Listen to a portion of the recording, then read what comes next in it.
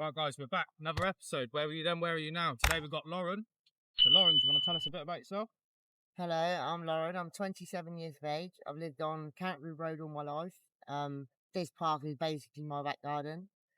I've been smoking drugs since I was 14. Class A's. Cannabis when I was like 13. I started drinking when I was 15. Well, 14, 15. I'm still an alcoholic. I'm still a drug independent. What drugs are you currently taking, Lauren? Crack, heroin, cannabis. I also smoke cigarettes and I'm an alcoholic. Okay. So, do you want to tell us a bit throughout the years how you become addicted to crack and heroin? How you first got introduced to it? Yeah, when you're with the wrong crowd and they're older people and they're smoking it themselves, when you're younger, you're vulnerable as well, but you're more like, you're naive. Like, no, that won't do that to me. Well, 3 days after I smoked heroin the first day, I've never injected in my life. I'm only 27 and I've been smoking a lot of years and I never will inject. If someone offered me a needle, I'd tell them, fuck off, go fuck yourself. I'd rather club. But when I was a youngster, obviously people were smoking and yeah, I thought, fuck it, let me try it. Well, 3 days after I woke up and I was in the stitch, mate. I was done. Game over. You're ill. Really ill. Did you realise what it was that was making you ill? Yeah, because someone said to me, go and get it, and I guarantee you'll be better. And I did, and that's when I realised I've got an habit. I'm fucked. Well, the people that I was hanging around with, I got arrested, and I went to prison for it. How old were you when you went to prison? First prison sentence was 16. I was in youth offenders by UI and Bronzefield, HMP. I done 6.5 months there for shoplifting, burglary and fraud. Then I got done for a firearm. I've been jailed. Firearm as well? Yeah, they raided a house and because the house apparently had firearms in it, I got basically arrested and went to jail for that. I was on remand for nearly a year. And then when I went court, a bus case, there was nothing found. No evidence against you? There wasn't no evidence against you? There was no evidence against me at all, no. But I still got firearms on my record. So that's fucked. I've been jailed quite a few times for all different things. Blade articles and stuff like that, which is fucking pathetic. Sometimes just gone a mad. Do you think a lot of that stuff's due to the fact that you started taking drugs and you was addicted to something? Yeah, because I'm so young. Like, I'm so streetwise, people don't understand.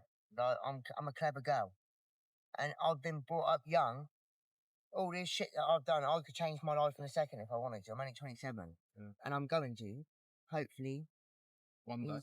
One day. And hopefully he's looking down on me and he's going to say to me, come on, do it. Just do it. Just like, you can do it. But then it's hard because you can't just say, yeah, I'm going to be clean. No, it is a struggle, a fucking struggle. Like you're rolling around in your bed, you got the hot and cold sweats, your goose pimples, you're spewing up, you're nearly shitting yourself in the toilet, you're spewing at the same. It's not a joke, bro. When that devil is on your shoulder, get rid of him as quick as you can. Or don't even try it, please. I'm begging you. Don't. Is that a message that you would give to people? I will give to everyone in this world who's never smoked crack and heroin, do not ever try it, please. Because, please, I'm actually begging you. It'll ruin your life. Trust me. You'll lose everybody. Not just only your life, you ruin other people's lives. All your family's life around you. You know, you're not just ruining you, you're ruining every one of them because they're watching everything you're doing and seeing them all them little bullshit moves you make. And well, obviously, you're a girl, Lauren. You started smoking drugs at a very early age. What do you reckon that done, like, impact-wise to your family? Listen, it ripped my family apart. My family loved me unconditionally, mate. Listen, it breaks my mum and dad tell me every day, we're going to get a phone call to say you're dead. At the end of the day, I'm not being funny. When I was with my ex-partner, I was 17.5 stone. That's not even a year ago. I'm now 8 stone. I've lost 12 stone, mate, in a year. Because of taking drugs? I smashed it. Yeah, and drinking that, and then taking in fucking pre-dabs and shit like that tablet. Yeah. Fucks you up, mate. One day you will be found in the gutter, boy. So do you think that you still do what you're doing because the people that you still associate with? I don't really associate with a lot of people at the moment. I'm more me, myself, and I'd rather be on my own and smoke on my own. Because at the end of the day, I know that I can't get spiked and fucked up. And my drinks, I turn the top of my cap. Any can of beer or cider, well, it won't be beer, it'd be cider. And me go, any can I drink, I turn my cap round so I know that it's my beer if Yeah. I'm with people. So you or wouldn't cycling. share your stuff with others. No, You I don't do share that. my pipes with nobody. I've got spare pipes I've always had. I'm like a fucking shopkeeper, like with all the different bits and bolts I've got. But that's because I don't let people share my stuff. Fuck that, I can't do that. Same as like with needles. I've been offered needles when I've been clucking and walking down the road and I've seen my mate and I'm like, oh, have you got a pipe? No. But they try to offer me a needle. Listen, I'd rather cluck. And as I walked off, I turned back round, and a girl pulled out a whole brand new bag of gear out of her bag. Like, it killed me. Because So you knew I took it off what her. you needed, she had. But she wanted to But inject she me. wanted to make you in a worse situation than what you were already in. And I said, no, I walked off. And as I walked off, I turned back round and I see her. So I ran back up to her and I said, listen, I'm taking that. Fuck you. So then you took it, Oh, robbed her, Yeah, I fucking did. went and felt better. Yeah, I fucking did. Because that's a muggy cunt. How the fuck can you try and inject me? I'm 27 years, I'm a little girl compared to you, but you're like 60, 50, 60 years of age. Sort your life out. You see how you turned around that day and said to her, no, I don't want it. And you walked off before you come back and took it from her. Do you think you could do that every day when you wake up and you're plucking? And you want to go and get a bit? If someone says, yeah, just score. It's all right, score. You got a tenner in your pocket. Oh, good. Why can't you just turn around and say, no, fuck that tenner? I don't want it. Fuck that. I ain't doing it to her. Because it's easier said than done. If someone walks in them But you shoes... told that person. Yeah, already, I know, fuck but that, because because I you know... knew that there was a needle involved. Yeah, exactly. But then by hook or by crook, by the time I turned round to walk off, I didn't know she was going to pull out a bag of gear. So as far as I'm concerned, I'm going down the road, bruv, to do whatever I've got to do. Like you do, rob Peter to pay Paul. Simple. That's the way you live it nowadays, but we're not living, we're existing. Yeah. We're just here for a reason. We're not living. How are we living? We ain't got what we want. If we have what we want, we won't be the people we are today. Simple as, that's the way I can say it. But I can say truthfully, my family have had my back all my life, and you know, I love them unconditionally. They don't know how much I do love them. Every single one of them. My nieces, my nephews, my cousins, my nan, my mum, my dad, my brothers, my sisters, all of them. I love them all. Always been there for them. Always, without a shadow of a doubt. And they would always will be. But they just... Do you think that you take that, because you know that they're always there for you, do you think you take that more I to used your to take own it advantage? advantage. I used to, but now, like, I used to kick off and shit like that. Like, but now, I might shout a few words, but that's it. I walk away. Calm down. I walk away. I'm going to take a breather. I don't kick off like I used to. Yeah, because you're lucky, because a lot of people that do what you do, they don't got family. They And can't I've go got, to their parents. yeah, I'm a very lucky woman, mate. I've got a mother, a father that's still together, which I love unconditionally, yeah? And I've got 7 siblings. I've got 22 nieces and nephews. Big friend. And I'm only 27, so it's still growing. So when you see all of this stuff, don't you think to yourself, like, I've had enough? I hate it. I want to get clean, but until my foot says I want to get clean in my whole body, yeah? But want and need to is 2 different things. What I want and what you need is 2 different things, yeah? I know for a fact one day I'm just going to wake up and say, listen, that's it, I'm done. Or I'm going to go, sort my script out, because now I've got a flat. Oh, so you've been house now? Yeah, on Oxford Road. That's good. I was homeless, I was living out. Yeah, I was homeless. I was out on the street, sleeping in this park. This park is literally like my bedroom and my back garden. I've slept here all my life. You know, in the bushes, everywhere, every bench. You can believe it, on top of the wall. All around this park I've slept. I've slept in Morrison's car parks, this and that. When they housed me, I was absolutely shocked. They give me a little 1 room in Wayland Street, but it's a shared house. But that's the start of something, mate. Jumping hurdles. That was from St. Mongo, so do you know what? Fair play to you lot. Nova Project is where I live, on Wayland Street. Fair play to you lot, because you lot have looked after me since I've lived there. And I've got a lot of love and respect for all of you staff. You're wicked, you're amazing people. Yeah, my family, I love you. So you have support. You've Yeah. got support, I've got whether it it's there. from your family They're just waiting for me or to take that step. housing.